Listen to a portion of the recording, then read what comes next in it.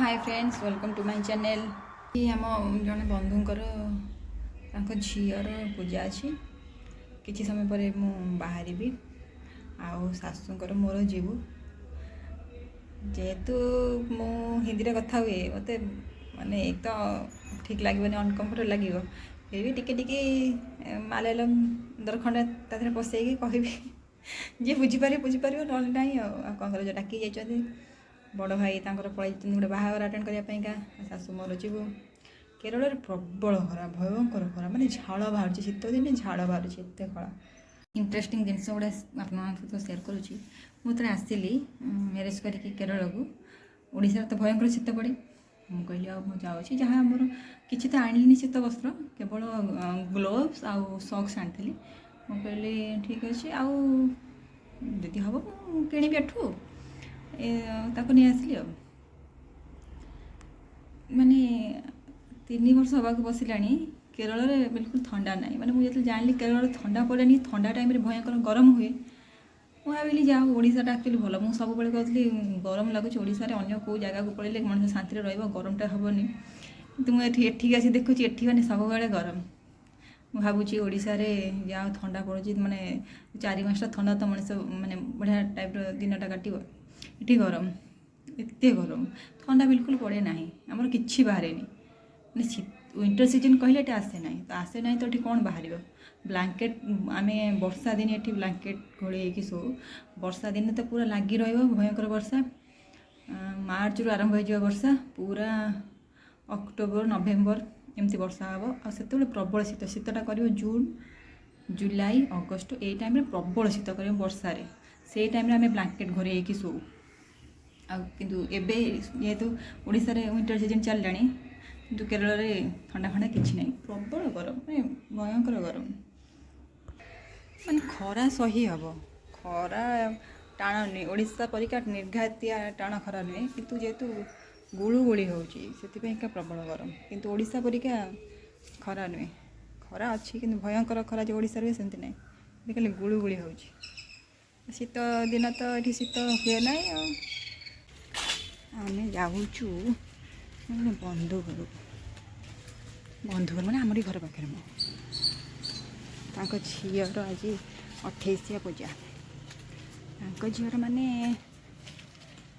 बहुत बंधुरे बंधु माने मो ससुर बापा बापांकर भाई भाईर पुओ पुअर झील झीर झील आमर जमी ओडिशा 21 पूजा थाए एठी हो सेमती 28 पूजा पुओ हेले 27 पूजा झील हेले 28 पूजा जो झीटी होती 28 पूजा मैंने 28 आज पालन हम शाशुंकर मोर जाऊँ मो पुओ भी जाऊँ पुओ को ठंडा हो जाए कईटा आम घर पाखे 3टा घर छाड़ी ये केते बंधुरे बंधु एबे भी चली सब आगे जाऊँ यही तो घर ये गोटा ड्रेस आनी जाइली जो मेडिकल शाशु देली मुझे तुम दब बस बस विरक्त लगे मो पुओ को झाड़े बाहर प्रबल गरम लगुच कहीं भर लाइट अच्छे सुटिंग चलती मैं गछ को पाख पलि आसली ये गछ को कहुए पुलंचिका माने पूरा टेस्ट हूँ करमंगा टेस्ट जा से टेस्ट आ फल हूँ एमतिया ये हूँ फल बट करमंगा टेस्ट करमंगा बड़ बड़ तार सेप्टा अलग प्रकार आ सेप्टा अलग प्रकार ये गोलिया गोलिया कोली टाइप आचार करके खाते ये पूरा सेम करमंगा टेस्ट आ ना हूँ पुलंचिका कदली पत्र एमती सब खाଇବା बढ़ा हुए एत प्रकार जो आइटम सब कदली पत्र दिखाई सर्दिया कहुए ये सब शुभ कार्य केरल में एमती ही खाଇବା हुए और कदली पत्र बढ़ा जाए आपको सर्दिया कहुए एत भिड कर पारे ना आप सेयार करी कहीदे ये केमती माने 28 पूजा कि 27 पूजा केमती करा जाए छुआर जी बापा ये आरेंजम ऐसे एमती किसी कहती ताको अंटारे बांधे माने अंटा चेन अंटारे बांधब से बाप तरफ से बंधा जीव माने झील घर तरफ दिजानी पुओ घर तरफ बाप बांधब आहू जहाँ छुआ को जे जहाँ सुना देला देला ड्रेस पैसा बट सेटा हूँ मोस्ट इम्पोर्टाट बापा जी अंटारे छुआर चेन बांधब से सुना चेन माने अंटा चेन जोड़ा सुना केरल ମାନେ ଛୁଆମାନଙ୍କୁ ପିନ୍ଧାଯାଏ 27 ବା 28 ପୂଜାରେ ସୁନା ଚେନ୍ ହିଁ ପିନ୍ଧାଯାଏ ଅଣ୍ଟାରେ। ରୂପା ଏଠି ବ୍ୟବହାର ହୁଏ ନାହିଁ ଅଣ୍ଟାରେ। ମୋ ପୁଅର ବି ସେମିତି ତା ବାପା ପିନ୍ଧେଇ ଦେଲେ। ମୋ ପୁଅର ଭିଡ଼ିଓ ମୁଁ ଅଛି, ଆପଣମାନେ ତ ସେଇଟା ସେୟାର କରିବି, ଆପଣ ଦେଖିବେ ସେଇଟା କେମିତି ହୁଏ। ଘରେ ପୂଜା କରାଯାଏ, ଦୀପ ଲଗାଯିବ, ପାନପତ୍ର ଏମିତି ସବୁ ରଖାଯିବ, ଫୁଲ ଥାଳିରେ ରଖାଯିବ। ତାପରେ ବାପା ପିନ୍ଧେଇବ ଅଣ୍ଟାରେ, ଆଗେ କଳା ସୂତା ବାନ୍ଧିବ, ତାପରେ ଅଣ୍ଟାରେ ସୁନା ଚେନ୍ ପିନ୍ଧିବ। ସେଟା ଆରେଞ୍ଜ କିନ୍ତୁ କିଛି କୁହନ୍ତି, ମୁଁ ଠିକ୍ ସେ କହିପାରୁନି, ସେମିତି କରାଯିବ। ତାପରେ ବନ୍ଧୁବାନ୍ଧବ ଯାହା ସବୁ ଯିଏ ସୁନା ବାନ୍ଧିବା କଥା ବାନ୍ଧିବେ। ମୋଷ୍ଟ ଇମ୍ପୋର୍ଟାଣ୍ଟ ହେଉଛି କଳା ଚୁଡ଼ି ଛୁଆଙ୍କୁ ପିନ୍ଧାଯିବ। ଝିଅ କି ପୁଅ ହଉ କଳା ଚୁଡ଼ି ସେ ପିନ୍ଧିବେ।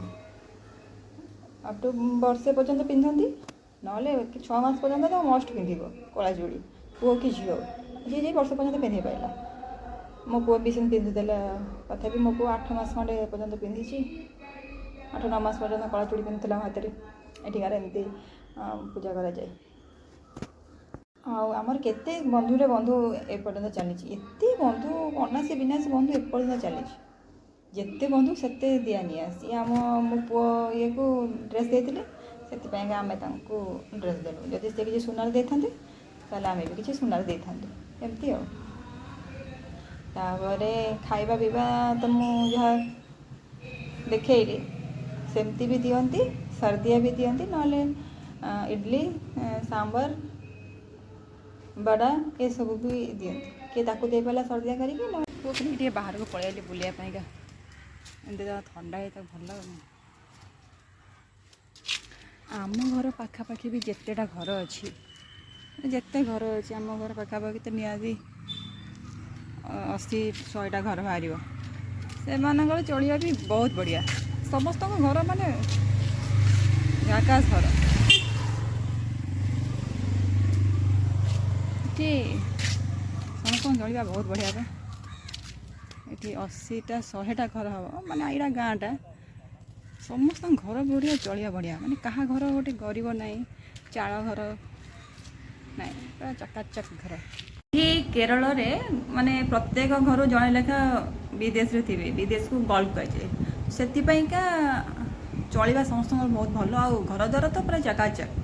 ତଳେ ମୁଣ୍ଡଟା କାହିଁ ବାଡ଼ଉଛୁ? ହଁ, ତଳେ କାହିଁ ଶୋଇଛୁ?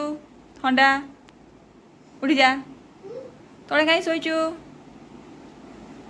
ପାଟିରେ ଗୋଟେ କ'ଣ ପୁରେଇଛୁ? କଲୁ ଏଇରେ ନୂଆ ଷ୍ଟାଇଲ୍ରେ ଉଠିବା ପାଇଁ ଚେଷ୍ଟା କରୁଛି। ଅମୃତମ ପୋଡ଼ି କରିକି ଆଇଲି ମୋ ପୁଅର, କିନ୍ତୁ ମୋ ପୁଅ ଖାଇବନି, ମୁଁ ଖାଇବି। ଏକ୍ସପାୟାର ହେଇଯିବ ତ, ଏକ୍ସପାୟାର ହେଇଯାଇଛି, ସେଥିପାଇଁକା ଆକୁ ମୁଁ କରିକି ଖାଇଦେବି। ଆଉ ଯେଉଁଟା ଏକ୍ସପାୟାର ହେଇନି ତା ପୁଅ ଖାଇବ। ଆଉ ଏଥିରେ ବହୁତ ଭିଟାମିନ୍ ଅଛି। ଅଙ୍ଗନବାଡ଼ି ବାଲା ବି କହିଲା ପୁଅ ଖାଇପାରିବ, ତୁମେ ଖାଇପାରିବ। ଖାଇଦେବି ଆଉ। ଆପଣମାନଙ୍କ ସହିତ ଦେଖା ହେବ।